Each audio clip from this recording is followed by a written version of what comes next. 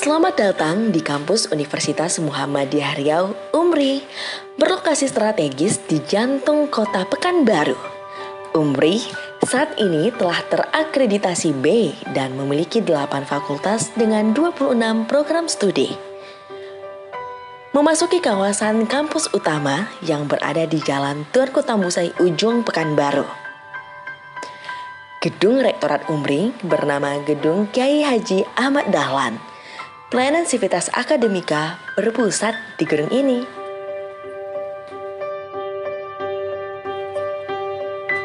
Ruang perpustakaan UMRI telah terakreditasi B dengan fasilitas memadai bagi segenap Sivitas Akademika.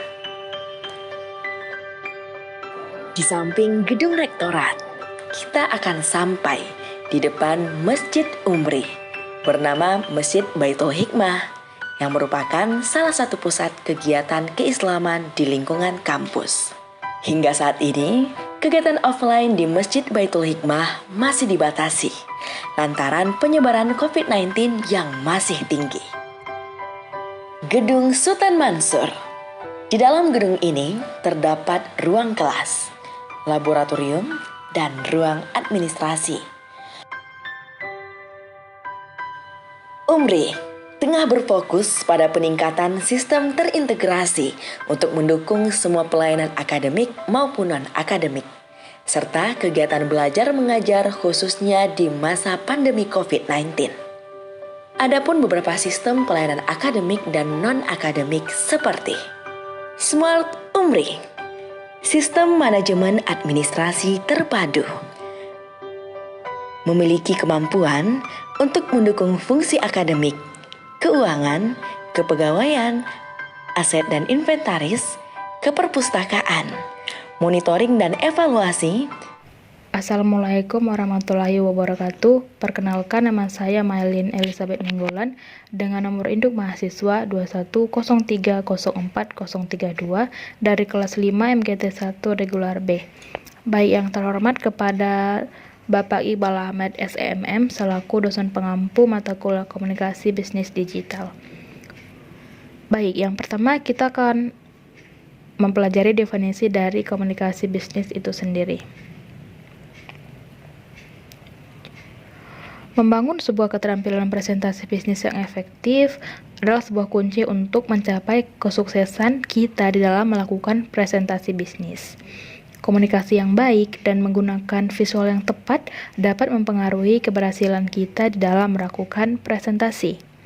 Nah, untuk tujuan dari komunikasi bisnis itu sendiri, di dalam dunia bisnis yang kompetitif ini, kemampuan untuk menyampaikan ide dan informasi dengan jelas dan persuasif adalah sebuah kunci untuk memenangkan kepercayaan klien dan mitra bisnis kita.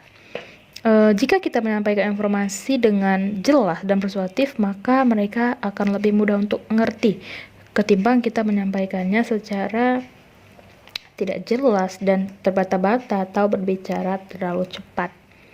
Nah, komunikasi yang efektif juga melibatkan penggunaan bahasa tubuh. Jadi kita dalam menyampaikan informasi jangan menggunakan bahasa tubuh yang kaku. Selanjutnya ada intonasi suara. Kita harus menggunakan intonasi yang jelas nih. Jangan berbicara terlalu cepat atau terlalu lama juga. Dan kejelasan pesan untuk memastikan bahwa pesan yang kita sampaikan itu dapat dipahami oleh audiens kita atau orang yang sedang melakukan komunikasi dengan kita. Di dalam menyampaikan presentasi bisnis juga memiliki beberapa teknik nih. Nah, kita akan membahas teknik untuk menyampaikan presentasi bisnis secara persuasif. Nah, teman-teman, yang pertama itu kita harus menggunakan bahasa tubuh yang tepat. Kita harus menggunakan gerakan tangan, membuat ekspresi wajah, dan melakukan kontak mata yang kuat. Itu semua dapat meningkatkan daya persuasif dalam menyampaikan presentasi kita. Lalu yang kedua itu kita menyajikan data dalam bentuk grafik. Kenapa dalam bentuk grafik? Karena dengan menggunakan grafik dan tabel yang jelas dan mudah dibaca membantu audiens kita untuk memahami informasi dengan lebih baik. Jadi dengan data dalam bentuk grafik ini klien atau audiens kita ini akan lebih mudah mengerti karena data yang disajikan jelas dan mudah untuk mereka pahami dan mereka baca. Selanjutnya kita juga harus menyertakan testimoni pelanggan. Nah, di dalam melakukan testimoni kita menggunakan kutipan dan cerita sukses pelanggan dapat meyakinkan audiens kita untuk dan mereka dapat mengerti manfaat produk atau layanan yang kita sampaikan. Selanjutnya ada komunikasi interpersonal dan kelompok. Nah, komunikasi adalah istilah yang begitu populer saat ini. Di media massa, buku, kelompok diskusi atau pelatihan, seminar, bahkan mereka selalu membahas komunikasi di dalam kelompok mereka. Nah, manusia modern diberondong oleh pesan-pesan komunikasi dari berbagai jurusan, baik secara terang-terangan ataupun secara halus, baik secara verbal ataupun non-verbal. Selanjutnya itu ada komunikasi interpersonal. Komunikasi interpersonal ini adalah proses pertukaran informasi, ide, pendapat, dan perasaan yang terjadi antara dua orang atau lebih. Nah, contoh komunikasi interpersonal atau antar pribadi itu seperti percakapan antara kedua orang teman, percakapan di dalam keluarga, dan percakapan antara 3 orang atau lebih. Nah, komunikasi interpersonal ini biasa terjadi di mana saja teman-teman. Ketika kita menonton film, ketika kita belajar, atau ketika sedang bekerja. Selanjutnya itu ada ciri-ciri komunikasi interpersonal. Yang pertama itu menggunakan bahasa yang formal atau informal. Jadi kita bisa menggunakan bahasa yang baik atau menggunakan bahasa sehari-hari juga. Yang kedua itu memakai media tertentu, misalnya seperti telepon atau ponsel dan email. Bisa juga melalui sosial media ya. Yang ketiga itu dilakukan 2 orang atau lebih. Sudah jelas karena dalam komunikasi harus ada 2 orang atau lebih. Tidak mungkin kita melakukan komunikasi dengan diri kita sendiri. Itu disebut berbicara dengan diri sendiri. Dan yang keempat bersifat terbuka dan komunikatif. Di dalam berkomunikasi bisnis tentunya ada etika ya. Etika dalam komunikasi bisnis itu berguna sebagai dorongan dan mengajak setiap individu untuk bersikap yang kritis dan bersikap rasional di dalam rangka mengambil keputusan berdasarkan kepada pendapatnya sendiri dan bisa juga untuk dipertanggungjawabkan secara baik tentunya.